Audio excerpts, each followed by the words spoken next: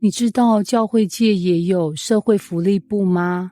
你以为教会只是讲讲爱、唱唱歌，最多发个便当？不，保罗在提摩太前书里直接开启了第1世纪的社会福利说明会，而且对象超特别，寡妇。你没听错，不是长职，不是传道人，竟然是寡妇。更惊人的是，保罗还设定了一套入选标准，像是灵命履历表加好媳妇认证表。提摩太前书5章1到2节，开场2节好像不太刺激，但其实暗藏着教会处世哲学。不可严责老年人，只要劝他如同父亲，劝少年人如同弟兄，劝老年妇女如同母亲，劝少年妇女如同姐妹，总要清清洁洁的。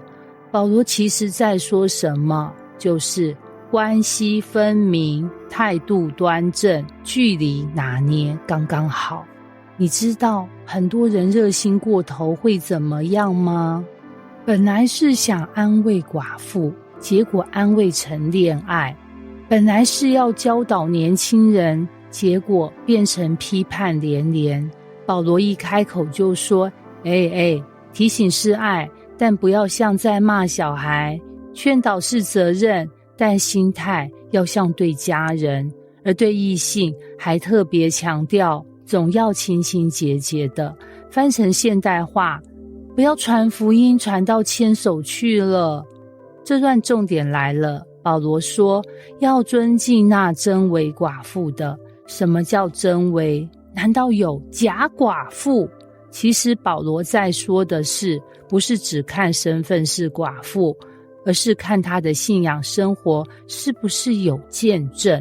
接下来就是这段经文最精彩的地方，保罗列出一份教会寡妇照顾资格表，是真正孤单无依靠的。第5节，常常祈求仰望神。第5节，不是只想过享乐生活的。第6节，曾有好见证，养育儿女，接待客旅，洗圣徒的脚，救济遭难的人，行各样善事。第10节，这不是我没人养我就来教会拿补助的概念，而是我用一生荣耀主，教会也以尊敬回应我。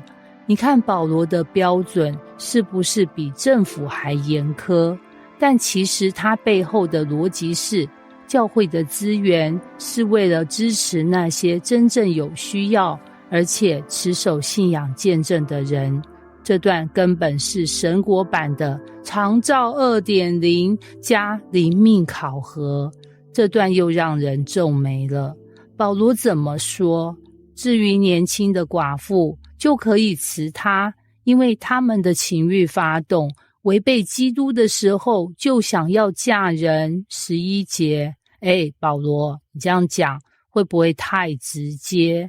但请等等，他不是要羞辱年轻寡妇，而是要避免以下2个危机：一、信仰动摇，变得散漫闲聊，甚至说是非。13节。2、假属灵，真享乐，拿着教会照顾当生活捷径。第6节。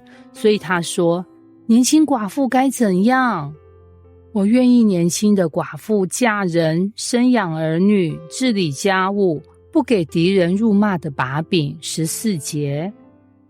这不是叫你赶快再婚摆脱身份，而是叫你用积极的方式面对人生，继续荣耀主。保罗说的治理家务，可不是只当个家庭主夫，而是说你还有使命，有角色，有能量，别让丧偶变成丧志。这段经文一开始看起来像是家庭伦理守则，但仔细看，其实是保罗在教提摩太如何打造一个健康、有界限、有见证的教会社群。不是人人来就发补助，而是看见真正的需要，真诚的信仰，然后尊重、支持、成全，教会不是福利中心，但也不是冷冰冰的制度机器，是属灵的家，在爱与真理之间找到平衡，这才是主的心意。